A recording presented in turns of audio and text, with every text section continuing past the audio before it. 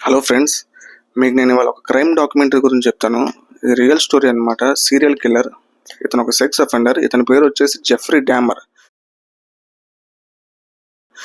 ఇతను 1970s నుంచి 1990s వరకు దగ్గర 17 మెంబర్స్ని రేప్ చేసి చంపేశాడు. సో చనిపోయిన వాళ్ళ అమ్మాయిలు కాదు, అబ్బాయిలు. ఓకేనా? నేను మీకు ఎవరి గురించి మాట్లాడుతున్నాను అర్థమై ఉంటుంది. సో ఇతని ఫస్ట్ మర్డర్ ఎలా స్టార్ట్ అయిందంటే 1978లో ఇతని గ్రాడ్యుయేషన్ అయిపోయిన ఒక 3-4 వీక్స్ తర్వాత ఇతని ఫ్యాంటసీస్ టీనేజ్ దగ్గర నుంచి స్టార్ట్ అయిందనమాట. నేను అమ్మాయిల కన్నా అబ్బాయిలను ఎక్కువ లైక్ చేస్తాను, సో ఇది అని చెప్పి ఇతనికి టీనేజ్లోనే ఇతని ఫ్యాంటసీస్ అనేవి స్టార్ట్ అయ్యాయి. సో పేరెంట్స్కి ఎప్పుడు చెప్పలేదు. సో అలాగా ఫస్ట్ టైం అయితే 1978లో అతని నేమ్ వచ్చేసి స్టీవెన్ హిక్స్ అనమాట. అతను ఒక హిచ్ హ్యాకర్. ఇతను జెఫ్రీ డామర్ అనే అతను కారులో వెళ్తా ఉంటే అతను లిఫ్ట్ అడిగితే లిఫ్ట్ ఇస్తే ఆ లోపల ఏం చెప్తాడంటే, నేను మిమ్మల్ని ఇంటికి తీసుకెళ్తాను, మీకు ఆల్కహాల్ అది ఇస్తాను, మీరు సాంగ్స్ వినండి కాసేపు, ఆ తర్వాత మిమ్మల్ని డ్రాప్ చేస్తాను అని చెప్పండి. సరే, ఫ్రెండ్లీగా పిలుస్తున్నాడు కదా అని చెప్పి వెళ్తాడు. వెళ్ళిన తర్వాత అక్కడికి వెళ్ళిన తర్వాత ఏం చేస్తాడు వీడు, ఆ ఆల్కహాల్లో పిల్స్ అనేవి, డ్రగ్ పిల్స్ అనేవి కలిపేసి అతనికి ఇస్తాడనమాట. సో అవి తాగేసి అతను అన్కాన్షియస్లోకి వెళ్ళిపోయిన తర్వాత ఇతని ఫ్యాంటసీస్ అనేవి స్టార్ట్ అవుతాయి. అంటే ఎలాగంటే, ఆ పడిపోయిన మనిషిని కంప్లీట్గా అతను సరెండర్ చేసుకోవాలి, అతని మీద సుపీరియారిటీ చేయాలి, అతన్ని కంప్లీట్గా ఓన్ చేసుకోవాలి అన్నట్టుగా ఉంటాయి ఇతని ఫ్యాంటసీస్. సో అలాగా చనిపోయిన తర్వాత అతన్ని అన్డ్రెస్ చేసి మొత్తం డ్రెస్ తీసేసి, సో ఇతని ఫ్యాంటసీస్ ఎలా ఉంటాయంటే అతని మీద నుంచొని మాస్టర్బేట్ చేయడం అలాంటివి చేసేవాడు. సో అలాగా చేసిన తర్వాత ఇతను ఏం చేశాడు, ఆ బాడీని చంపేసి తన బ్యాక్ సైడ్ ఉన్న గార్డెన్లో పాతి పెట్టాడు అనమాట. పాతి పెట్టిన తర్వాత అలా వదిలేకుండా మళ్ళీ ఒక 1 వీక్ తర్వాత మళ్ళీ ఆ బాడీని ఆ పాతి పెట్టిన గుంతలోంచి తీసి దానికి ఉన్న ఫ్లెష్ మొత్తం సపరేట్ చేసి, బోన్స్ని సపరేట్ చేసి, ఆ ఫ్లెష్ని ఒక యాసిడ్లో డిజాల్వ్ చేశాడు. ఆ బోన్స్ని ఏం చేశాడు, ఒక స్లెడ్జ్ హ్యామర్తో ఆ బోన్స్ మొత్తాన్ని పొడి కింద చేసి బ్యాక్ సైడ్ గార్డెన్లో జల్లేసేవాడు అనమాట. సో అలాగా అతని ఫస్ట్ కిల్లింగ్ అనేది స్టార్ట్ అయింది. ఆ తర్వాత కొన్ని రోజుల తర్వాత వాళ్ళ పేరెంట్స్ వచ్చి ఇతడు ఖాళీగా ఉంటున్నాడు, ఇతను ఏం చేయట్లేదని చెప్పి ఇతన్ని మిలిటరీలో జాయిన్ చేద్దామని చెప్పి వెస్ట్ జర్మనీలో ఒక మిలిటరీ క్యాంప్లో ఇతను సంథింగ్ బెటాలియన్లో జాయిన్ చేస్తారు. కానీ ఇతనికి ఓవర్ ఆల్కహాల్ యూజ్ అనమాట. ఓవర్ ఆల్కహాల్ ఎక్కువ తాగుతాడు బాగా. ఆ తాగడం వల్ల కూడా ఏంటంటే ఇతను మిలిటరీలో కూడా ఎక్కువ రోజులు ఉండలేకపోయాడు. సో వీళ్ళు ఏం చేశారు, ఆటోమేటిక్గా ఇతను అన్సూటబుల్ ఫర్ మిలిటరీ, ఆర్మీకి అని చెప్పండి ఇతను డిశ్చార్జ్ చేశారు. హానరబుల్ డిశ్చార్జ్ అంటే పంపించేశారు అనమాట. సో వీడు ఎక్కడ మళ్ళీ ఇంటికి వెళ్తే వాళ్ళ ఫాదర్కి వాళ్ళకి తెలిసిపోతుందని చెప్పి వీడు డైరెక్ట్గా ఫ్లోరిడాలోని ఒక బీచ్ సైడ్లో ఒక హోటల్ తీసుకొని హోటల్లో స్టే చేస్తూ అక్కడే జాబ్ చేసుకునేవాడు. అలా జాబ్ చేసుకుంటే ఇన్కమ్ ఆన్ చేసుకుంటూ ఆ హోటల్ రెంట్స్ పే చేస్తూ అలా ఉండేవాడు. కొన్ని రోజుల తర్వాత ఏంటంటే హోటల్ రెంట్స్ కూడా సరిగ్గా టైం పే చేయక బయటికి పంపించేశారు. సో తర్వాత ఈవినింగ్ స్పాట్లో అలా బీచ్లో ఉండేవాడు. తర్వాత ఏమైందంటే మళ్ళీ జాబ్ సెట్ చేసుకున్నాడు, సంథింగ్ అలా స్టేబుల్ ఉన్న తర్వాత మళ్ళీ ఇంకోసారి ట్రై చేశాడు. సెకండ్ మర్డర్ అనేది ఎప్పుడు జరిగిందంటే అరౌండ్ 1 year తర్వాత. అతని పేరు వచ్చేసి స్టీవ్ టయోమి. సో ఏంటంటే ఇతన్ని ఒక డ్యాన్స్ బార్ పబ్స్ ఉంటాయి అనమాట, గే పబ్స్ అంటారు. ఆ పబ్స్లో నుంచి ఏంటంటే ఇలాగా నీకు ఒక $50 ఇస్తాను, నీ పిక్స్ తీసుకుంటాను, ఫోటో షూట్ ఉందని చెప్పి పిలిపించుకొని అతను స్టే చేసే హోటల్ ఒకటి ఉంది, అంబాసిడర్ హోటల్ అంటారు. హోటల్లో ఇతను తెప్పించుకొని, సో అక్కడ సేమ్ మళ్ళీ ఆల్కహాల్లో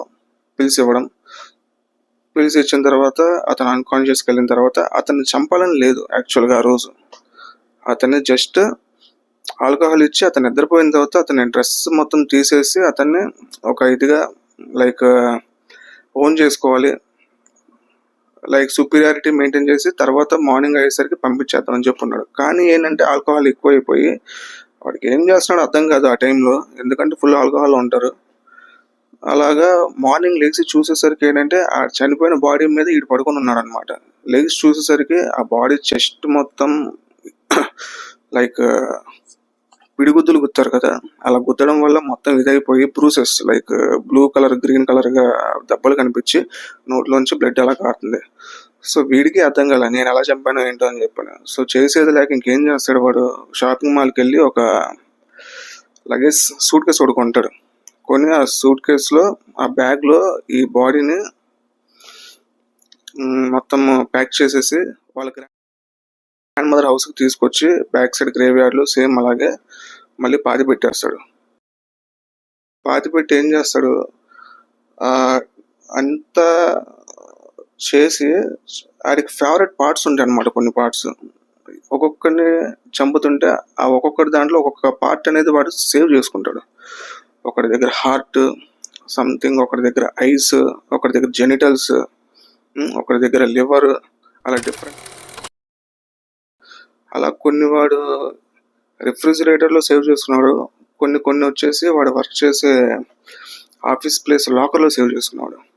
సో అలా కంటిన్యూగా ఇతను ఆ ఫ్రెండ్స్ చేసుకుంటూ వెళ్ళాడు, వన్ బై వన్. సో చివరాఖరికి ఇతను ఒక అపార్ట్మెంట్స్కి షిఫ్ట్ అయిపోయాడు. అపార్ట్మెంట్స్ సంథింగ్ నేమ్ ఏదో ఉంది. అక్కడ ఏంటంటే ఇతను అలా కంటిన్యూస్గా చేసుకున్నాడు. ఒక 17th మర్డర్ దగ్గర ఏంటంటే ఇతను దొరికిపోయాడు అనమాట. మెయిన్ ఎలాగంటే సేమ్ ఇలాగే పబ్కి వెళ్ళి నీకు $50 ఇస్తాను, నాకు పిక్స్ కావాలని చెప్పి తీసుకొస్తాడు. తీసుకొచ్చిన తర్వాత ఏమవుతుంది, వాడు లోపలికి వచ్చిన తర్వాత అపార్ట్మెంట్ మొత్తం ఒక టైప్ ఆఫ్ స్మెల్ ఉంటుంది. అంటే ఇప్పుడు డెడ్ బాడీస్ని వాడు అపార్ట్మెంట్లోనే ఇది చేసేవాడు అనమాట. డిస్మాంటిల్ చేసి బ్లడ్ మొత్తం బాత్ టబ్లో ఫ్లష్ చేసి రిమైనింగ్ పార్ట్స్ మొత్తం ఫ్రిడ్జ్లో పెట్టాము, కొన్ని బాయిల్ చేసుకుని వాడు తినేవాడు అనమాట. అంటే క్యానబలిజం వాడికి అది కూడా ఉంది, అలా చేసేవాడు. సో ఈ రూమ్లోకి వచ్చేసరికి సంథింగ్ డిఫరెంట్ స్మెల్ వస్తుంది. అసలు ఏం జరుగుతుందో అర్థం కావట్లా. ఒక పెద్ద నైఫ్ కనిపిస్తుంది బెడ్ కింద. బెడ్రూమ్ లోపలికి వెళ్తే ఒక 87 ఇంచెస్ బాత్ టబ్ ఉంది. సంథింగ్ యాసిడ్ స్మెల్ వస్తుంది.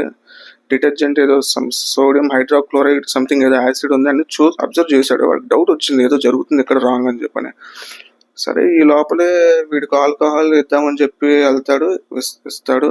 ఇచ్చిన తర్వాత ఏమవుతుంది, వీడు ఎస్కేప్ అవుదామని ప్లాన్ వేస్తాడు. లైక్ విండోస్ నుంచి దూకేద్దాము, లేదంటే వీడు కొంచెం అటు ఇటు చూసిన తర్వాత మెయిన్ డోర్ అన్లాక్లోనే ఉంది, డోర్లో నుంచి ఎస్కేప్ అవుదామని చెప్పి అనుకుంటాడు. కానీ అలాగా ట్రై చేస్తాడు. ఒకే ట్రిప్ ఏంటంటే వాడిని తోసేసి వాడు సెట్ అయిపోయే లోపల వీడు ఇంట్లో నుంచి బయటకు వచ్చేసి అలాగా బయటకు వచ్చి పోలీసు వాళ్ళకి చెప్తాడనమాట. సో పోలీసు వాళ్ళు వస్తారు. వచ్చిన తర్వాత ఏమవుతుంది, ఆ రూమ్ మొత్తం చెక్ చేస్తారు. ఆ చెక్ చేస్తున్న టైంలో వాడికి కింద షెల్ఫ్స్లో వాటిల్లో ఒక్కొక్క మనిషికి సంబంధించిన ఒక్కొక్క ఆర్గన్ ఉంటుంది.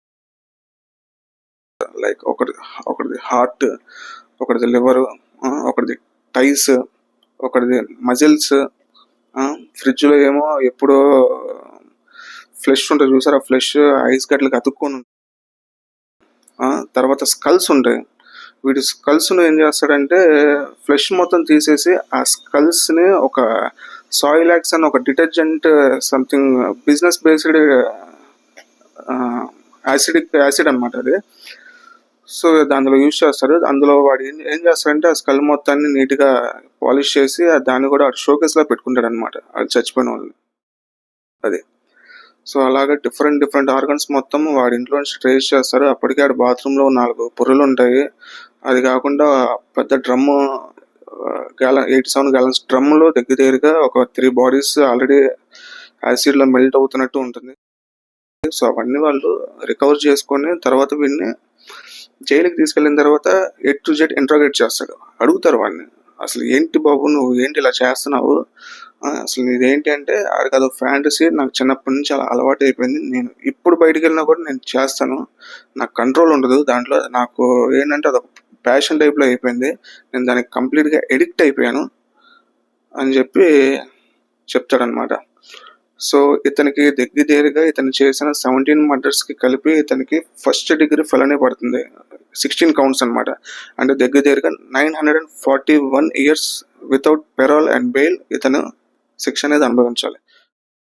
అంటే లైఫ్ అన్నమాట. ఇంకా ఇతను బయటకు వచ్చే ఛాన్స్ లేదు. సో అలాగా జైల్లోకి వెళ్ళిపోతాడు. వెళ్ళిపోయిన తర్వాత ఏదో బైబిల్ చదువుతాడు, క్రిస్టియానిటీ చేంజ్ అవుతాడు. ఎన్ని చేసినా కూడా ఇతను చేసిన పాపాలు అనేవి పోవు. ఇతనికి ఏంటంటే దేవుడు మంచి పనిష్మెంట్ ఇచ్చాడు. ఆ జైల్లో ఉన్నప్పుడే ఒక అతను ఉన్నాడు, క్రిస్టోఫర్ స్కావియర్ అని చెప్పని.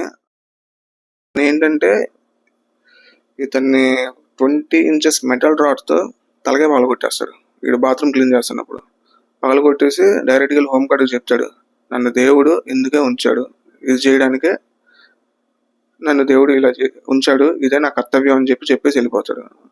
ఆ తర్వాత నా హాస్పిటల్ తీసుకెళ్తారు. ఆటోమేటిక్గా అప్పటికే చచ్చిపోయి ఉంటాడు. సో ఇలాగా జెఫ్రీ డామర్ అనే క్రైమ్ డాక్యుమెంటరీ ఫేమస్ అయింది. ఇది మీకు నెట్ఫ్లిక్స్లో కూడా ఉంటుంది, డీటెయిల్గా చూడండి. నేను మీకు వీడియోని తక్కువ టైంలో కంప్లీట్ చేద్దామని చెప్పని నేను పైన చెప్పాను. బట్ మీరు చూడాలనుకుంటే కనుక నెట్ఫ్లిక్స్లో చూడండి. కంప్లీట్ డాక్యుమెంటరీ ఉంటుంది, ఇంట్రెస్టింగ్గా ఉంటుంది, మిస్ చేయొద్దు. ఓకేనా? Thank you friends. సబ్స్క్రైబ్ చేసుకోండి. మళ్ళీ మీకు నెక్స్ట్ రోజు మళ్ళీ నేను ఇంకో డిఫరెంట్ టాపిక్ని తీసుకొచ్చి మీకు ఎక్స్ప్లెయిన్ చేయడానికి ట్రై చేస్తాను. ఓకేనా?